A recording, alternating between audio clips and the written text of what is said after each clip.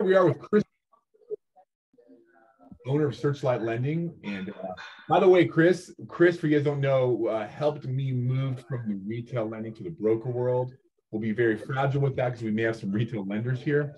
But I'm very grateful and appreciative of you, Chris, for being that bridge for me and teaching me about the broker world. And I'm really excited to hear about commercial lending, man. So you tell me, man, where should this conversation start and where should it go? I know there's a lot of people that were asking me questions about commercial loans. And well, yeah, I mean, first of all, thank you all for the time. It's good to, I can't see everyone's faces, but I'm sure you're all beautiful people. And, you know, I know we're all busy, probably a little less busy than we were last year, but I know we're all busy. So I appreciate letting me speak and sharing some knowledge. So, I mean, we are doing a commercial presentation in retail, both real estate shops or residential shops, realtor shops, and banker shops and stuff like that, where they don't have the knowledge of commercial lending.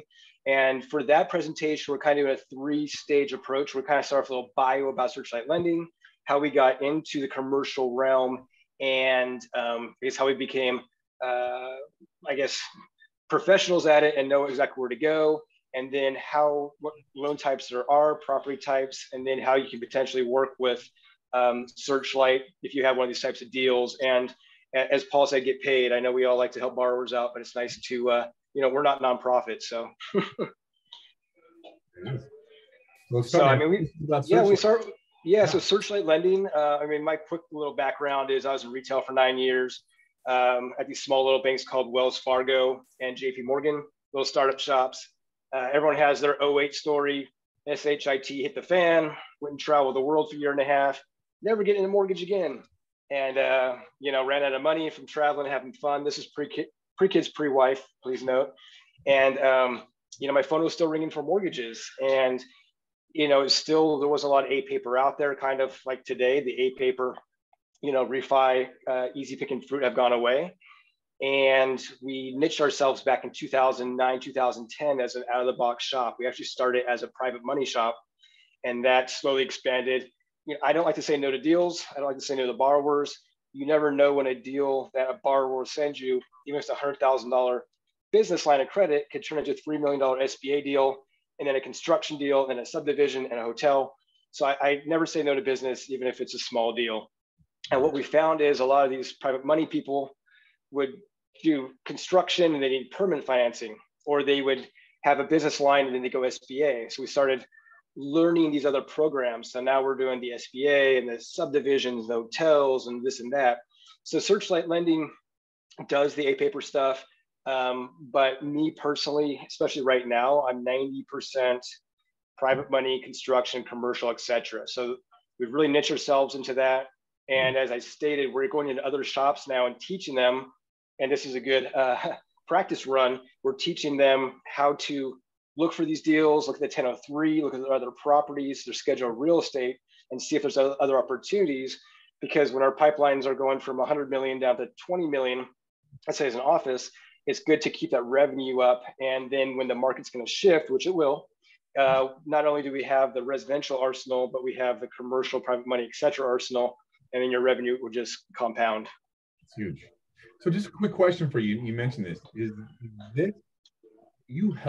this work with retail lenders and brokers? I know it will work for brokers, but can what we're going to talk about, work for a lender that's in a retail shop, like a cross country or something like that? I can say anything on this call, right? This isn't going to the president? So not. Okay, cool. So well, number one, these are non-TRID loans.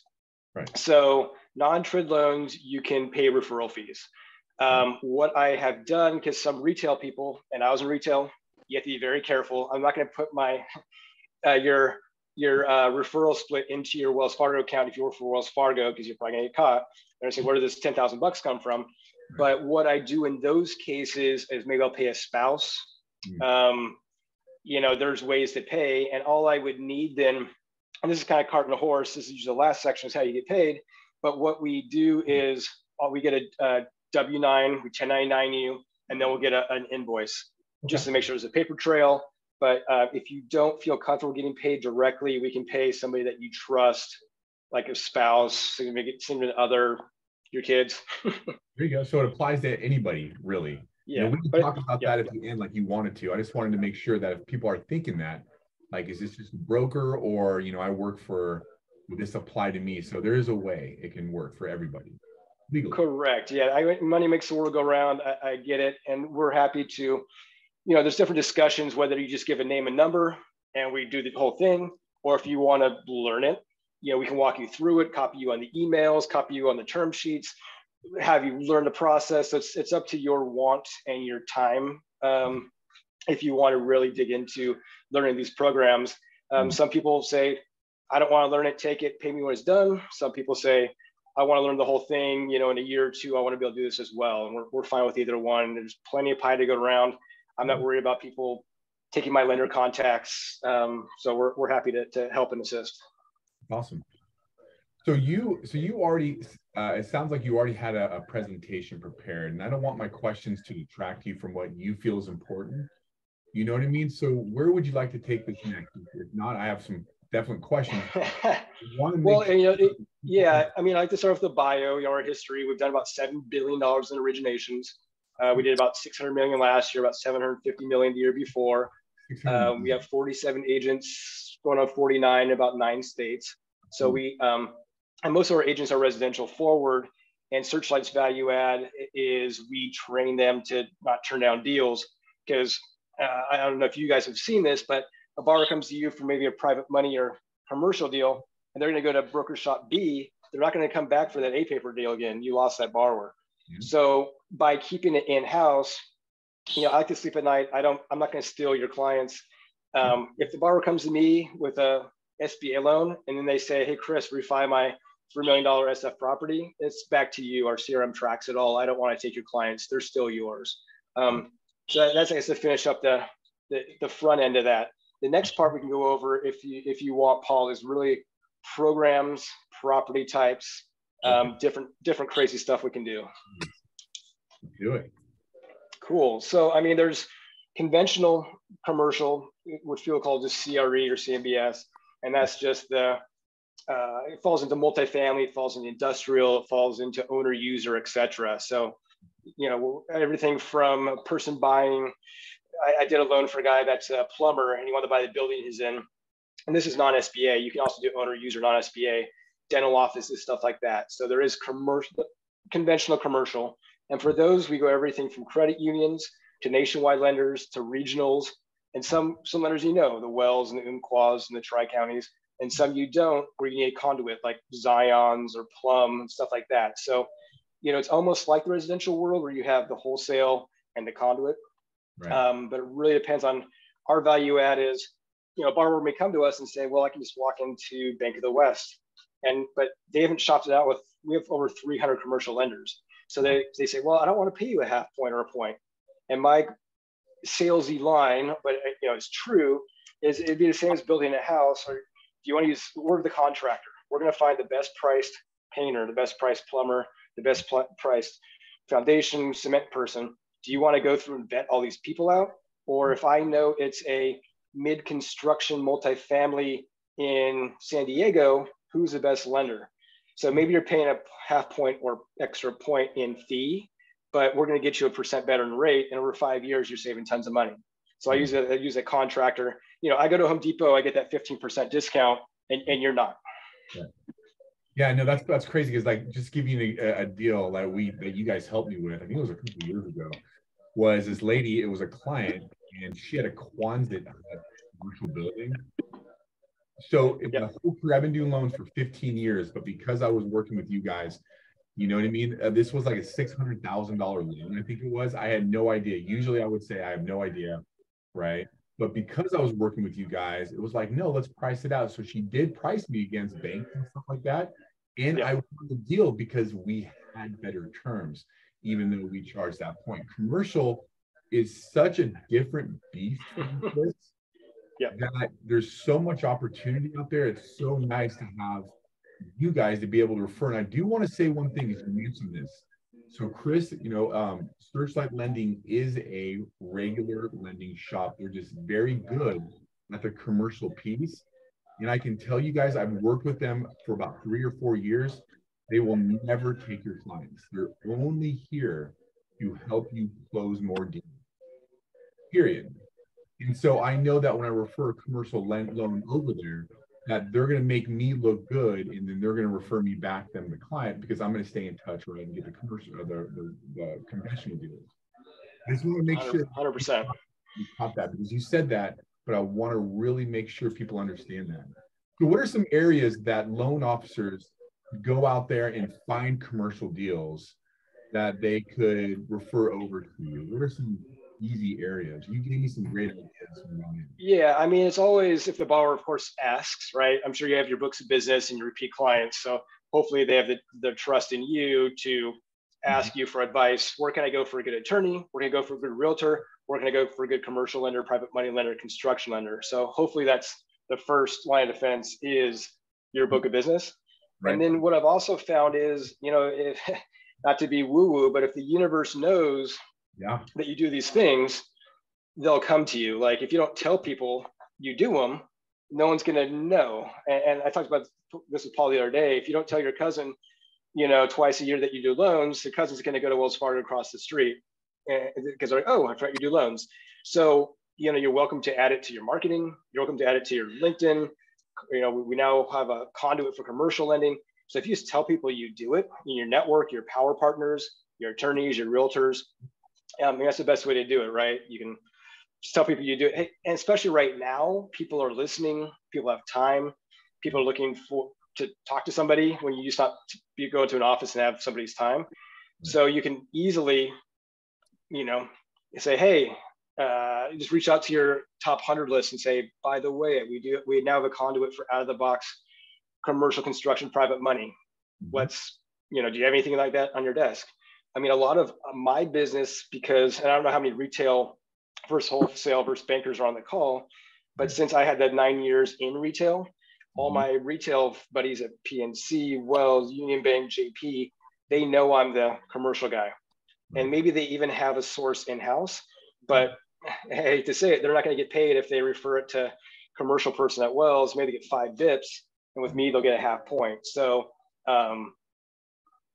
reach out to your power partners, tell the universe that's what you do, and make sure when you're looking at that schedule real estate 1003, oh, you have a commercial property. What are the terms on it? What's the debt on it? When's the last time you looked at this loan?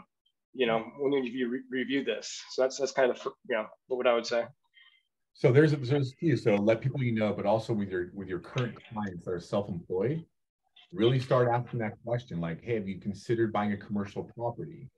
Did you know? Just get a few talking points going, right? Because these are easy add-ons to income. I love this one that you talked to me about was going into local banks, and you brushed upon that a second ago. But there's a local bank here called Umpqua.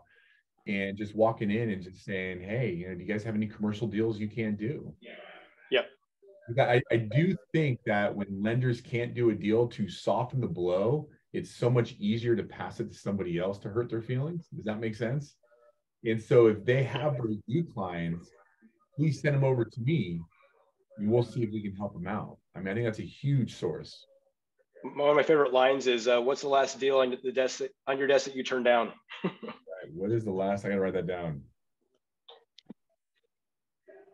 And then, by the way, Loan Officer Academy is, when you're creating these relationships, first of all, this is a really easy way to go into a bank and start a conversation. But as people get to know you, then it leads to, hey, what's the last deal on your desk that you couldn't do that was conventional, right? Yeah. Or whatnot. And then all of a sudden you become that person they go to with their declines. I can't imagine. Could you imagine if I hit every bank, maybe not even every bank, but every small bank here in California, how much business I would get if I became their go-to lender for their declines in commercial lending? Right. Yeah. Well, I was going to say, it's not tip my tongue. I got to write it down, but yeah, I mean, probably 40% of my business is from retail banks. And this also allows you to sell B2B. So I know that most of us are probably used to direct to consumer. Maybe you have power partners and realtors. You can call that B2B, but really you're just getting introduced to borrowers at that point. But this way you can go to other loan officers, you know, of course, not the ones that are on the call. We don't want y'all to compete, but you can go out to your networks of loan officers. And when I go to networking events now, especially now that in-person events are back, I go up to somebody and say, what do you do? And they say, I do residential. Great, I do commercial. They say, I do commercial. Great, I do residential. Hey, do you do reverse? You know, so I don't say I do everything, because then I'm a threat. I'm a threat. Yeah. So what I do is I ask them what they do, and amazingly, I do everything they don't. Yeah, that's beautiful. What a great way. What a great business you have. I love that. Thank you. What are some other areas? We have power partner banks, let people know. What are some like easy, like if you were to start, if you were me and you've done very few, which I don't think I've done, maybe one or two, what would my first phone call be? What would be my first interaction be? Like, what would you recommend? I mean, it's always good to put it on your social. It depends on how active you are on social. Just let everyone know. Say, hey, world, you know, whether it's LinkedIn or Facebook or IG, whatever you use. I definitely do that. I do a monthly mailer. It goes out to about 85,000 people. Jeez Louise. You really? Yeah. So I send out my mailer. I get usually 20, 30 requests per, and we can do a whole different marketing talk, or if we have time at the end. Sure. That's how I get a lot of my business, probably 5-10 deals a month just from my book of business and email blasts. But tell people you do it. And whether it really depends, I guess, your business. Like if you're an in-person person and you go to an open house, you know, every realtor probably has 10 A-paper lenders breathing down our throat. My line to them is, I don't want your A-paper. I can do it, but I'm sure you have all these retail A-paper banks. Give me your next turn down. I'll save you an escrow, and then I'll ask for your A-paper stuff after that. So I go into it not assuming the easy $3 million 50 LTV deal. I say, hey, do you have something tricky? You know, get in that way. Once you earn their trust and you save their escrow, which means put money in their bank account, then you can go back, hey, let me take you out for that steak dinner for an hour and you know, tell you all about all our products. That's awesome. Yeah, so I would definitely just whatever channel you're currently using, tell everyone. And then in person, I mean, like I said, at these networking events, now that they're back in person, it's a good place to kind of tell everyone what you do. And whether you know what you're talking about or not, like a lot of my agents aren't experts, you can say, you know, I offer this now. To be honest, I'm not an expert, but I have a team with decades of experience behind us. And if you have any of those deals, work on it together. Because last thing you want to do is BS your way. Yeah, we do SBA. And they're like 504 or 7A. You're like, and then now you lost that, right? So say, hey, we offer all this stuff now. If there's anything tricky, I'll look at it. But I have a team behind me that will review it. You know, at least I have the conduit now, even though I'm not the expert at this point. So that's great. So let's say that. Like, so say someone says, hey, Paul, do you do commercial loans? I'll be like, yeah. They say, well, what are your rates? What are your terms? What should I say to that? What would you say to that? Well, commercial number one, I mean, not what you would say, because you would the answer, right?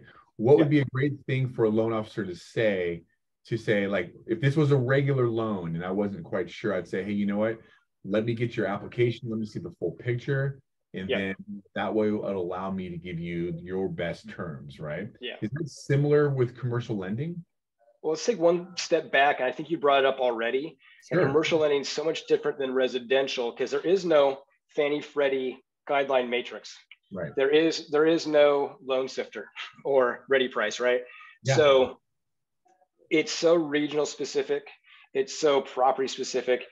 It's global cash flow versus property DSCR versus property type, vacancy, tertiary markets. You know, there's no redlining in residential. In commercial, they can say, we don't like this zip code, right? So it's really, you really have to be able to, we price out so many deals, I would say a half dozen a day, that we know what lender's doing what when.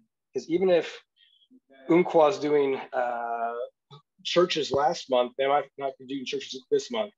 Or Wells Fargo just hopped out of the office market completely in a day. So you can't just say 5.5 to 5.75. It's so deal specific. I'm a commercial no matter what, because if the DSCR is 1.15 versus 1.5, you're in a different pricing tier. If you're doing Fannie Freddie small balance and it's in a low cost area, you're 0.5% better in rate. It's so darn specific. So I guess that's kind of the background of it. Right. So to answer your question, anyone can spit. It's the same as, I guess, a residential sale. Anyone can spit out a number. It's not going to mean anything. We need a basic summary and probably a rent roll or 1 year financials to be able to price this out. It depends on the, I mean, if it's SBA, it's a little more fixed because that's a government program.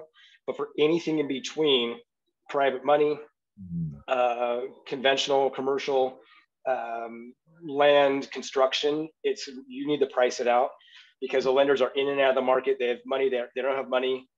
So I can spit out a number, but let me gather just a little bit of information. I'll get back to you within 24 hours.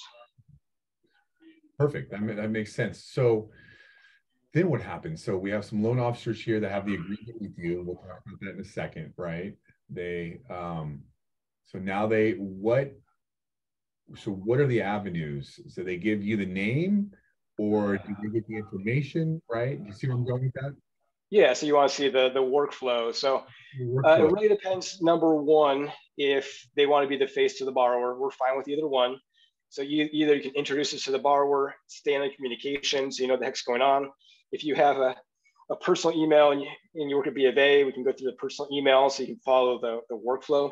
Right. But what we would do is gather an initial summary, answer our questions, and then we would price, place, and shop the loan.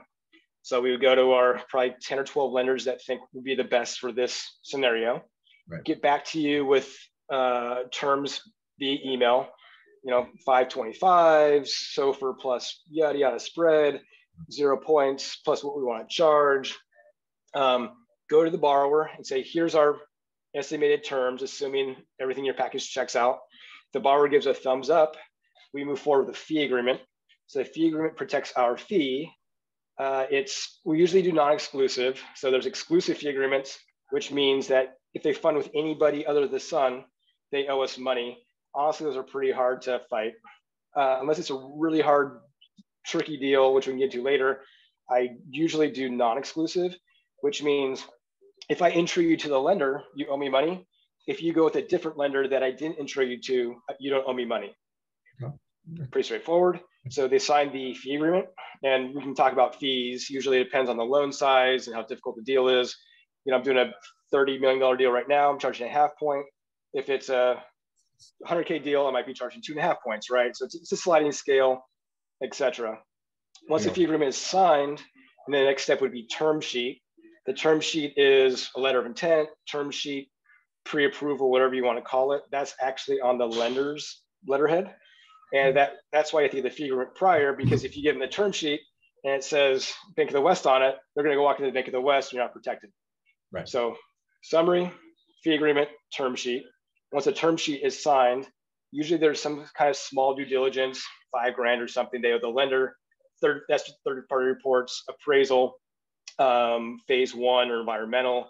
They move forward with signing the term sheet, maybe giving a deposit. Like US Bank has a special right now. I think Bank of the West does too, like no third-party fees, whatever. And then at that point, either we can I'm still in communication with the borrower, but usually I introduce them to the relationship manager at the bank, because at this point, we're just getting in the middle and mucking it up. Too many cooks in the kitchen. Right. So I'll introduce them to Amir at Bank of the West. I'll stay in all communication. If for some reason the borrower is getting slow, I'll reach out to him, what's going on. But at that point, which is different than residential, on commercial, the front end is all the work. And then once you get the term sheet, you're almost done because the lender wants to handle it. On residential, it's almost the opposite. Like the proposal's the easy part, and then all the work comes after the LE, right? Yeah, I mean, just to give you, I ran in some numbers here. So that $30 million deal you're going to have going on, that's 26, that's about 20 to 26 conventional loans I would have to do and the bank is basically doing all the work. I think you're talking me into going to commercial lending. you're hired. No, yeah, and on this one, on this one, the borrower is actually a very, very high net worth individual, one of the biggest music producers in the US. And he has signed an NDA. I haven't even seen one piece of his financials. It's all going right to the bank. I took the fee. I got him a term sheet, and I'm not even getting copied on the emails because he doesn't want that, and I'll get paid at the end. I'm protected by the bank and protected by title with my fee agreement and in demand. So while you're out there surfing, hey, that was yesterday, bro. No, oh man, I am so intrigued by this, man. You caught my attention. So really, just to kind of summarize it, one way is, and this is the way I'm going to do it. If I have a person that wants a commercial loan, I'd find out a little bit about what they want to accomplish so I can relay that to you, right? And then I'm going to let you take it over and I'll just take whatever I get, because that's too much work for me to be involved and try to learn. But what are some of the basic information I would need to gather if I'm going to call you about just a scenario that you would want? Let's say a commercial building. I know there's so many different things, but let's say someone commercial building. Yeah, so well, the first step, like you said, I know we're already hunkering down commercial building, but the first step is property type. So it depends, are we going future value? Are we going just straight purchase? Are we doing a cash out refi? So whatever the loan and property type, we at least need to know that. Then we can send over our summary sheet. If it's a future value, what's the rehab cost? What's the after repair value? What's the time frame for construction? So we have different summary sheets depending on that. And if you don't know, that's fine. If they say, my borrower wants to know the rates on commercial property, great, we'll feel them out. Right. But the best first step is, what kind of property is it? Are they going to occupy it or not? Purchase or refi, just like a residential deal, right? And then we can send the correct summary, and we might need to fill in some gaps in that summary, but that's usually enough to get at least some soft, we call it soft quote, so they can see if it's within realm. Some borrowers like, great, proceed. Some borrowers, just like residential, shop the heck out of you. You may have to get a little skinny. You may have to keep shopping it if it's not what they want. So at that point, it's really that summary sheet. It has everything we need. We have that hunkered down. If the borrower doesn't want to give you a summary, they're probably not the correct borrower. If they say, give me your rate, it's like a residential loan. What's your jumbo rate today, Paul? It's like, right? Yeah, you take a hike, right? So we just need that summary, or loan type, property type, and then we get the summary, and then we're off to the races. And keep in mind, guys, if you guys have any questions, feel free to put them in the chat here as I am watching it. What are what's like the average type of commercial deal that you do? And just to get an idea of how much people could get paid for an introduction. I mean, it's a wide range, right? We're doing 50K seconds, which falls in the private money realm, all the way to, we did $186 million 26-story building in Lake Merritt. So we did 2,200 units for Lennar last year. So I would say, we usually get a six-figure check every couple months in this office. But we do the small stuff too. So if you want the answer, it's from $1,000 to, I think our biggest check is like $160. That's awesome. Hey, so just to confirm, Pete asked a question, right? You're not following. So he asked, are you recognized? Okay, I see you're in California. Can you accept referrals from Illinois? Yes. Yeah. Because we can do all 50 states. We can fund and originate non-TRID loans, commercial loans in all 50 states, and we're doing some stuff in Mexico, Puerto Rico, Jamaica, and some international places. That's crazy. And then does the pricing vary from geographical region? That's part two of Pete's question. Does the what vary? Does the pricing vary from geographical region? Like, for example, I think what Pete's saying, and Pete, say yes or no, is that if he referred you versus someone in, let's say, Illinois, would a person in Illinois maybe give them different pricing than you? I mean, sometimes we do lose deals to local regionals. Like we just had a dentist office and the guy had an account with a local community bank. Maybe we're not going to win that deal, but if it's a stickier deal, construction, maybe it's vacant, stuff like that. So it's just like if a borrower has a relationship with First Republic and $1 million, you're not going to win that deal, right? So if they do have a current local relationship, it might be tough to win that deal, especially if it's out of state. Or if it's a smaller deal, it's a lot of our coast to coast lenders, if it's under 500K, it's just not worth their time.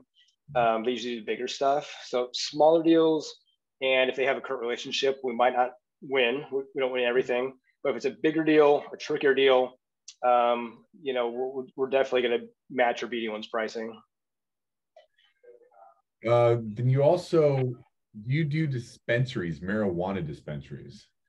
Yes. So we can go to the cannabis section of the presentation. So we do cannabis. We do both. So property types, we'll do dispensaries, extraction centers, indoor growth, outdoor growth.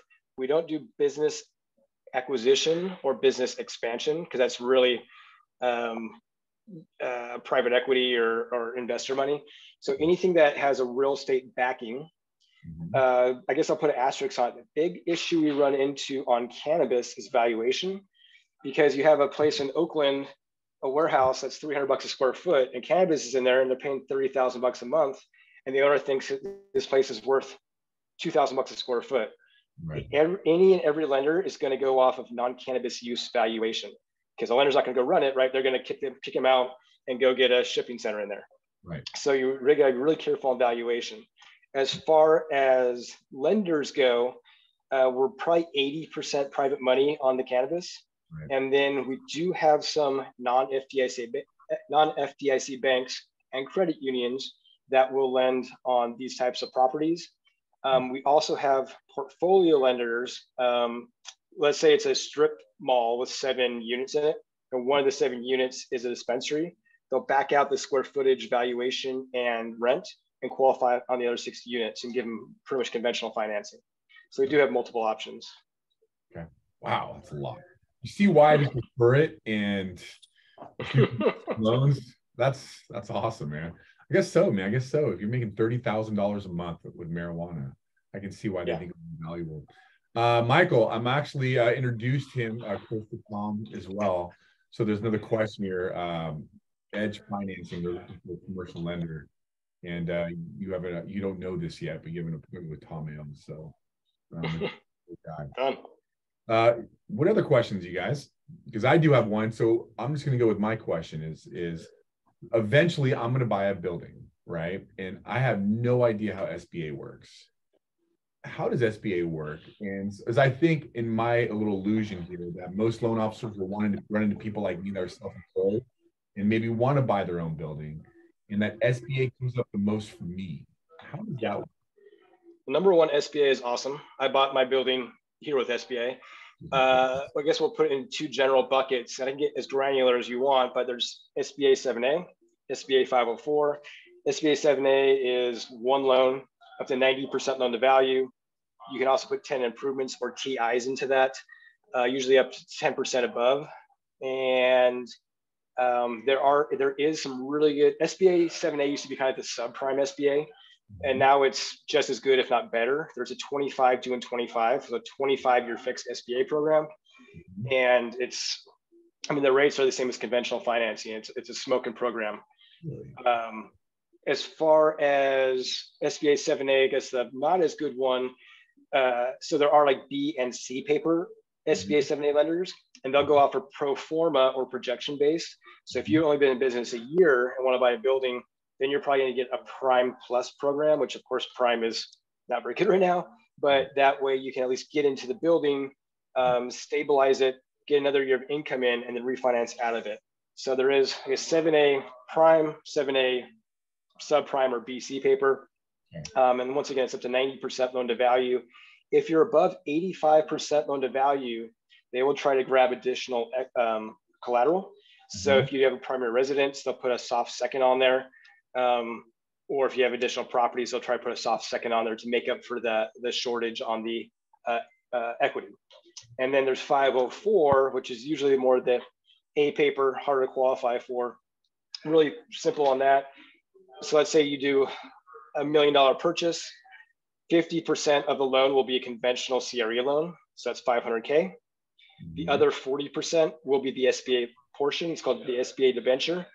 And so you can get the usual 5, 7, 10-year money on the first. And then the second actually has a fixed rate that matches the term on the first. And that's set by the SBA. So it doesn't matter where you go, you're gonna get the same exact pricing on SBA 504 on the second. But it's the first you can shop out. Really quick, because we're talking compensation, on the 7A, we get rebate pricing. So we get paid by the lender, usually between 1 and 1.5 points on the back. It is disclosed, so the borrower will know. And by law, you cannot charge in the front. They actually sign a disclosure saying the broker is not allowed to charge. But I just closed a $2 million SBA deal, got a check for $20,000. It did almost no work on it. It was awesome. On 504, you have to charge because there's no rebate pricing. You don't get paid by the SBA. So on that 50% first mortgage, you actually have to charge as a broker with that fee agreement thing we went through before. So yeah, right now, like, you know, we have a really strong client, tons of experience buying a hotel, owner user. He wants 504. He knows he wants 504. He's shopping as 504. You know, he knows he doesn't want 7A. So sometimes borrowers know, sometimes they don't. And then just to summarize, if it's a projection or a newer business, then you have to go 7A variable. What so on these, just so I know, right, when I have to owner occupy it, 51% of the space? Correct. Yep. That's a good point. So if the building is 1,000 square feet, you have to occupy 510 square feet.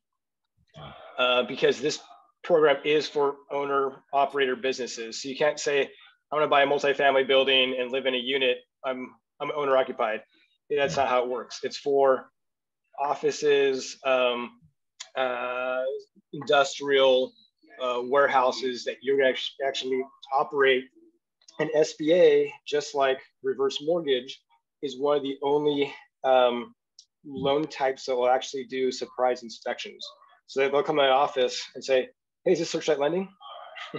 So and they'll call it due, and you're in big trouble, and you can never get SBA loan again.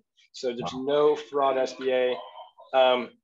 Their lenders are pretty cool though. If it's like, if there's a staircase or a bathroom or common shared space or a basement, they'll include that towards the common usage of the owner.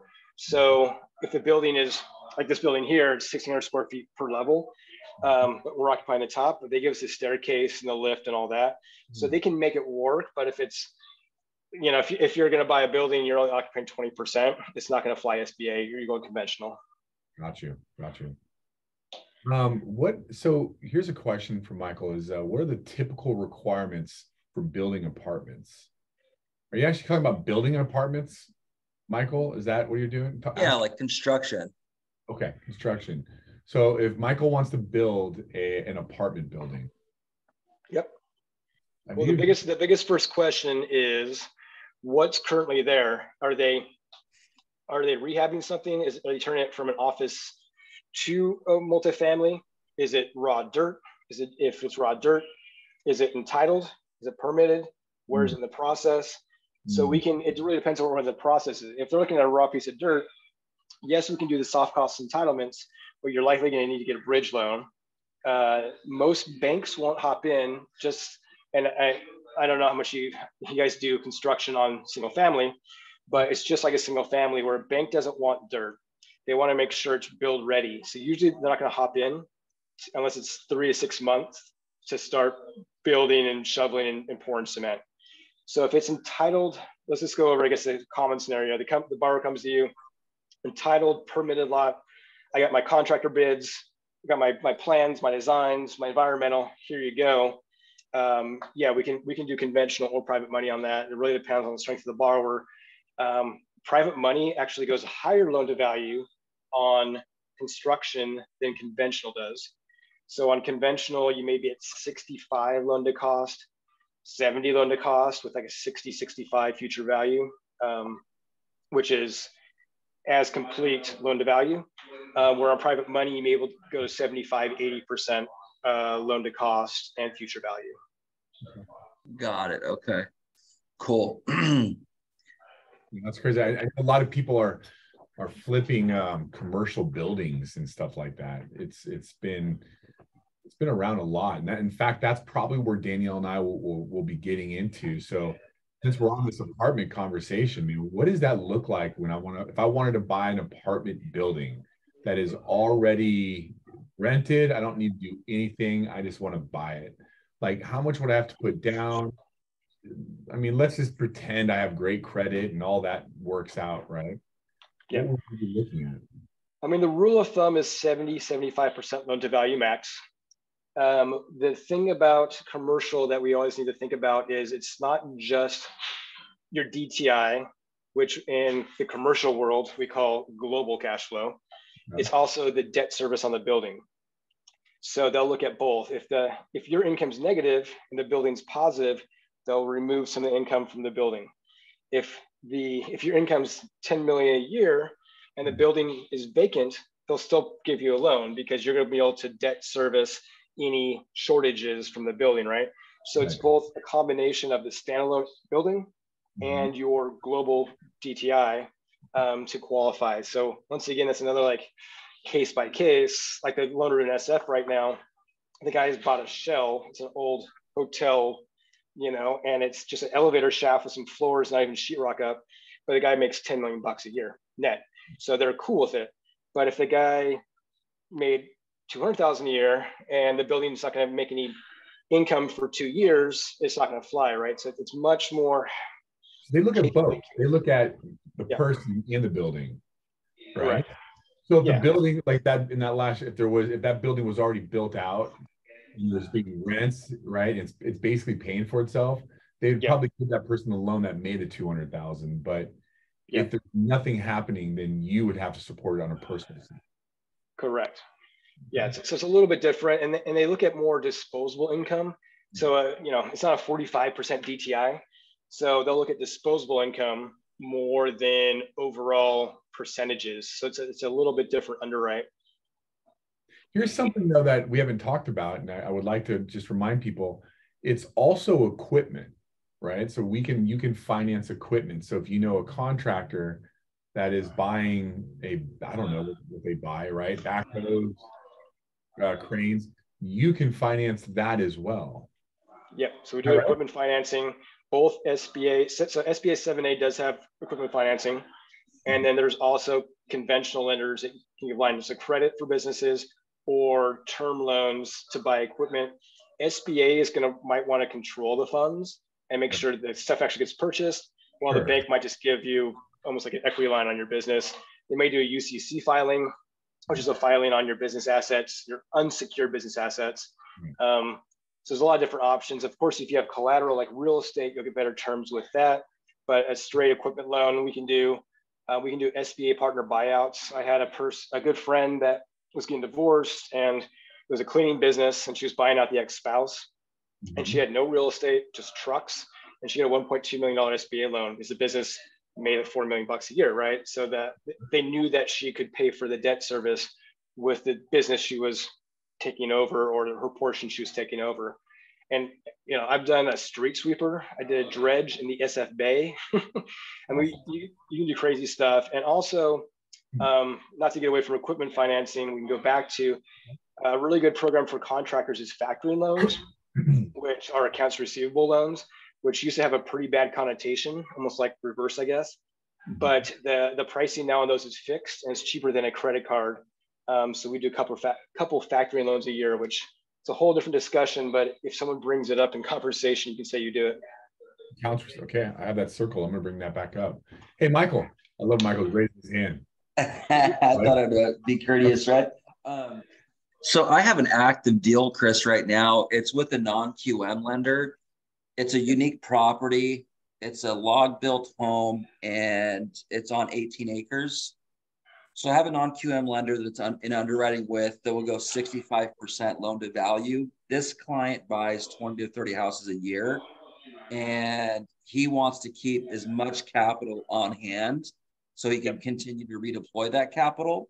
He doesn't care about rate so much, not so much about cost. What would be, I mean, is this something that you would be able to entertain at a higher LTV than 65% via private money? Yeah, I mean, I hate to say it's making me sound bad on this call for everybody, but we just got a log built home and we capped out at 60. People don't like log built homes, and I hope you get it done non-QM. But the thing about log built is they're, you know, we know the issues with them, but private money lenders it just don't like log built homes. They're too out of the box, and the resale is not there. We actually just semi-turned one down. So I wish I had a better answer on that one, and hopefully someone has a better scenario for me to look good, but I would take the 65 and run. Okay, cool. Even if there's comps, that's just they just don't have an appetite for log built. If it's in a maybe a good area like Tahoe, but the one we're working on was like super tertiary in the middle of the mountains with like limited access. So, I mean, I could look at it case by case, but I would be 60, 65 max. Okay, cool. Thanks. No, that's a great answer too, by the way, Chris. Because you gave the right answer and moved on, and that's what we need. I value that. Thank you. Yeah. What else? Oh God. Okay, so let's talk about accounts receivable for a second, because that's huge, right? And if you guys raise your hand or make a comment, and I'm watching, but I'm really interested about this accounts receivable, right? Because we have people that, you know what I mean, are cash poor, but their receivables are high. So what does that look like in a nutshell? So, I mean, kind of call it a business loan. But I'll give you a good example. This is a really cool loan I did. And this will also work not just for importing, exporting, and major clients like this. It's really good for contractors, actually subcontractors like plumbers. So maybe they're doing a big job and they haven't got paid yet, but they need to outlay all the material, which is expensive, and and they want to go get another job and they don't have any cash. So we can do accounts receivables. I'll explain how it works for a second, but import, export, anyone that sells to a major box retailer, furniture, clothes, etc. So I guess my success story or explanation story that may help everyone. I got a deal by my desk that was the biggest farmed shrimp importer from Vietnam to the US. And they were expanding quickly. And when they sell to the big box stores, like the Costco's and the Walmarts or wherever they sell to, Sam's Club, they usually have a 90-day payment on that because they're the big boys. They can do whatever they want. So these poor shrimp guys, they'd give them the shrimp and they wouldn't get paid for 90 days. Now they don't have any money for more shrimp. So we got like a $7.5 million line for them. And the way it works is they sell the shrimp, they get a PO, post an order, and then they send the order to the factoring company. The factoring company reimburses them.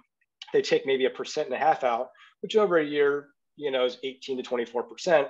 But now they can go buy more shrimp. And they only need the line for, I think, 2 years.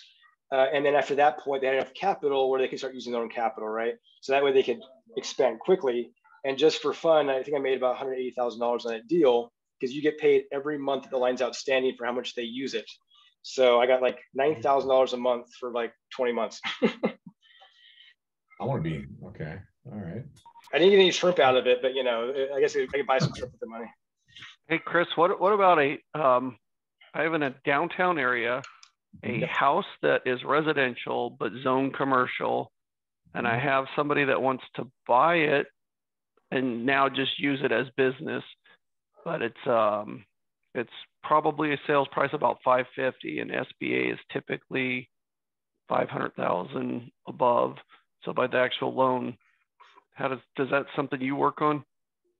I mean, it would not have to go SBA. I'd probably swing that conventional because it's usage, not zoning. And if they're going to use it for business purpose, you'd probably swing it to a portfolio or commercial lender. I'd probably go to a local lender because of the small loan size. What about the down payment needed for that on the purchase? That's my other problem. It depends on their strength, but we'll probably need 20-25% down.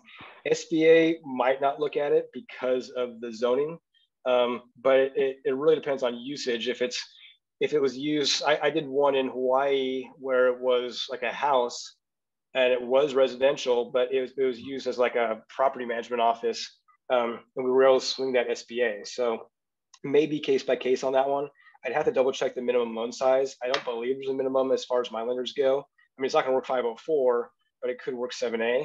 But what down payment are they looking for? Like 10%. Yeah, I mean, we could look at it. It really depends. I want to double check the zoning and the past usage, because we really need to prove it's going to be commercial usage. I'm assuming they've been in business. What's the actual the current owner lives in it. It's an older lady that's had it forever, and it's downtown area where they've flipped everything's turned into like dentist office and hair salons and stuff like that. Now this one's an esthetician. I can't pronounce it, but yeah. Cool. I mean, it looks very feasible, especially if it's zoned commercial, even if it's residential property. Like I said, on the Hawaii deal, it was a single family home with 3 bedrooms and 2 bathrooms, but it was in, you know, downtown strip area. So as long as we can prove the business purpose, I think it's very feasible on a 7A. Could I send you like a title report and have you take a look at it that way? Yeah, a title report, and then, you know, as we went over a summary, and I get a yay or nay, you know, probably by end of the day today. Okay, appreciate that. Thank you. Until the next question, what about business lines of credit? So I have a friend that has a plumbing company, and well, let's just say this, right? Maybe he has all of his stuff financed on his personal credit, but I want to get off his personal credit into business credit. All this, you do that as well? I mean, in most cases, it's almost a misnomer, but yeah, I know on commercial credit cards, it usually doesn't show up in your credit report. Most all banks will want recourse, and by recourse, it will show up on their credit report. So we don't really offer too many that won't, by definition.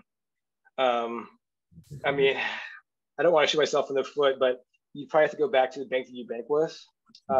These ones, they usually cap out like 100K.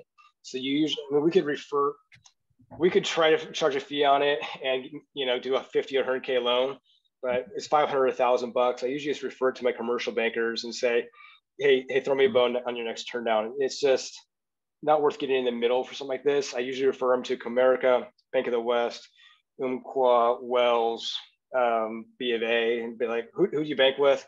And if they're looking for over $250,000, then we can do like SBA 7A or maybe a bigger line. But if it's 50, 100, 150, I just refer them out and you know, hook my friends up. Yeah. We have 2 questions here. We'll go with Arena. She was first, I believe.